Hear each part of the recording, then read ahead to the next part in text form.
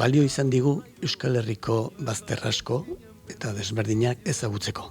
Hasi kostaldetik eta gero mendietaraino, goi mendietaraino.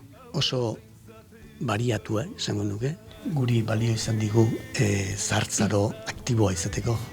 Eta orduan edozini gomendatuko inoke bizimodu aktiboa edukitzeko adibidez, modu ona oso polita dela.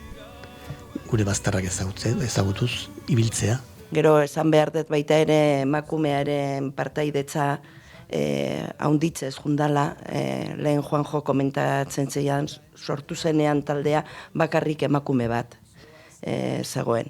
Eta, gaur egun taldean mendizale gehiago gaude 120 edo horren ingurun, eta emakumeek 35 edo zean ingurun. Hasiera batean ez zen asmoa Euskal Herriko mugak oinez egitea, ez zen, ez genuelako pentsatzen hori egingo genuenik, baizik eta ibilbideak eta birak lotzen hasi ginenean, konturatu ginen alzela hori burutzea. Eta Euskal Kostaldeko bira hasi genuenean 2012 urtean,